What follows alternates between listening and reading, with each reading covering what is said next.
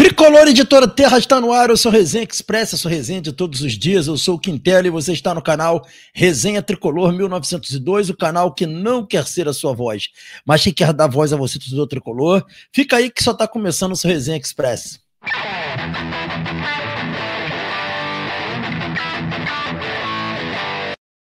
Resenha Express voltando em definitivo, eu peço aos amigos e às amigas para não se esquecerem de se inscrever no canal, ativar o sininho das notificações, deixar o like. Fazendo isso, você diz ao YouTube que esse conteúdo é legal, ajuda o Resenha a crescer cada vez mais. Queria pedir também o carinho, a moral de vocês aí para não se esquecerem nunca de deixar o hype nesse vídeo.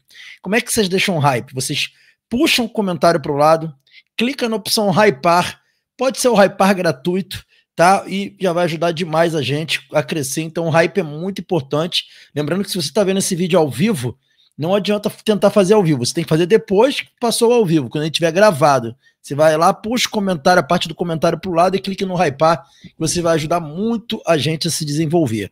Galera, um dia após o empate do Fluminense, repercutindo o empate contra a equipe do Cruzeiro lá no Mineirão, podemos dizer que foi um resultado bom até para o Fluminense no cômputo geral.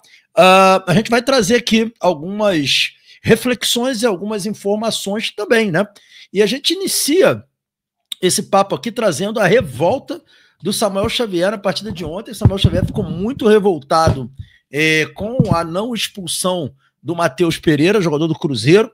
E ele, cara, resolveu botar a boca no trombone, quase que aos berros, gritando. Ele deu uma entrevista para a Globo em que ele, cara, assim, foi sinistro, assim, ele simplesmente desceu a lenha na arbitragem, né, podemos dizer que foi um grande desabafo, né, do Samuel Xavier, e a gente vai colocar aí para vocês poderem ver o desabafo do Samuel. Segura aí. Não sabe falar de arbitragem. Se tiver errado, a gente tem que falar. Porque quando o Samuel erra, ou qualquer outro jogador erra, nós somos cobrados pelo torcedor. Aonde nós vamos, restaurante, nós somos cobrados. Eles não são cobrados como tem que ser cobrado, gente. Pelo amor de Deus. Nós temos que ter sabedoria disso. O jogador é cobrado quando erra. O árbitro é cobrado por quem? Aí a CBF vai lá, faz uma reunião entre eles, ele fica escondido e ninguém fala nada. Vai continuar errado até quando? Temos que mudar isso para um Brasil melhor, para o futebol brasileiro melhor, gente.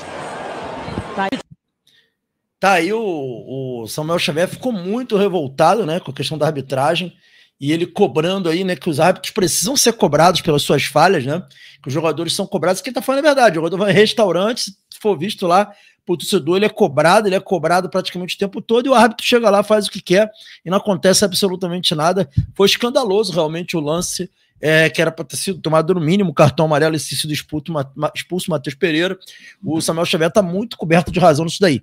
O Fábio ontem também deu uma entrevista depois do jogo e ele falou aí também da importância do Fluminense ser um time que fora de casa tem a capacidade de competir, porque o Fluminense vinha perdendo jogos em sequência fora de casa. Vamos ouvir aí a fala do Fábio também falando sobre isso. Mas hoje um empate com a equipe jogando bem, você lê dessa forma, é um empate que dá para ser comemorado? A gente tem que sempre buscar jogar o melhor possível, independente de estar jogando em casa ou fora.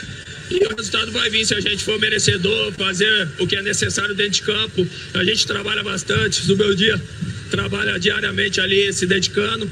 Então a gente tem que colocar isso nos jogos, independente se for no Maracanã, no Mineirão ou fora de casa. Tá aí, cara, o Fábio falando uma coisa que é verdade, né? O Fluminense precisa mudar a postura e jogar fora de casa como joga em casa. Não tem que temer, né? Você tem que jogar fora como você joga em casa, tentar ser melhor a cada dia, né? E isso é muito importante. E eu acho que o Fábio foi muito importante nessa fala dele aí. Galera, trazendo mais uma informação ainda sobre, né, as repercussões de ontem, mas a gente vai falar aqui sobre o Lavega, né?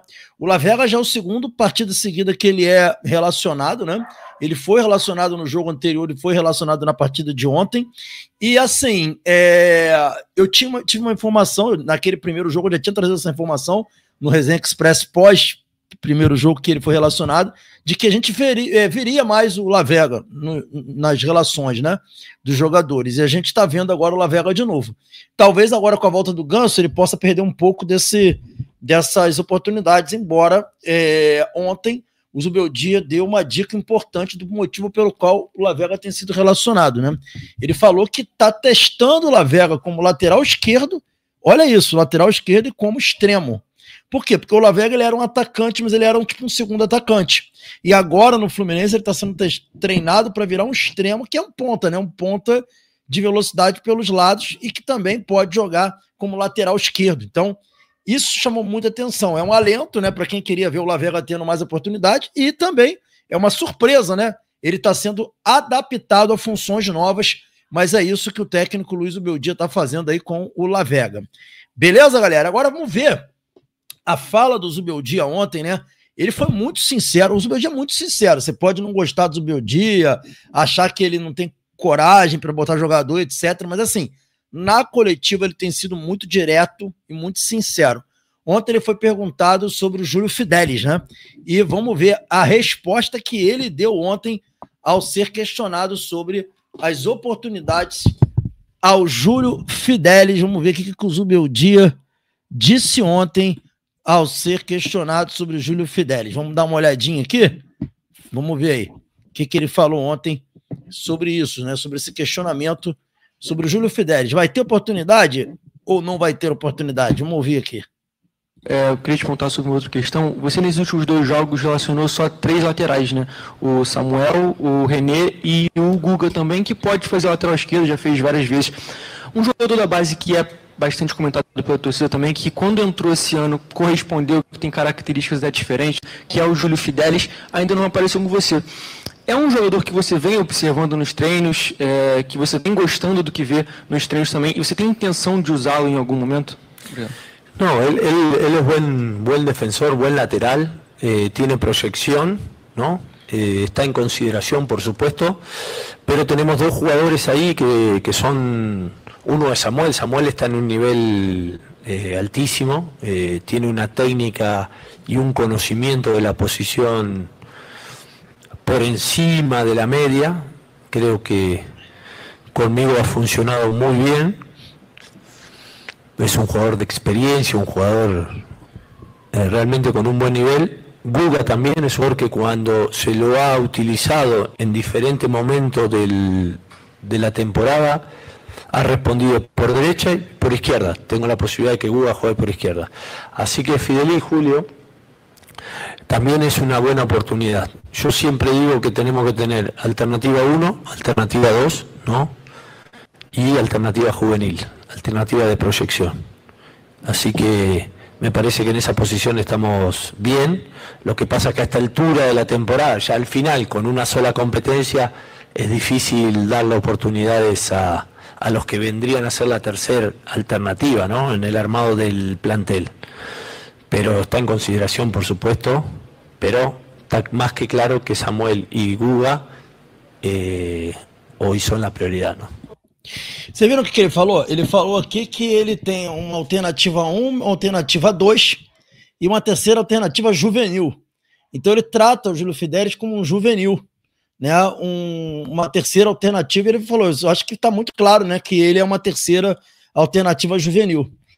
Só que assim, não sei se por cegueira ou se porque não teve ainda muita oportunidade de ver o Júlio Fidelis em ação, essa terceira opção juvenil, ela nesse ano, nos jogos que teve, fez partidas muito superiores a qualquer partida que o Guga tenha feito na temporada.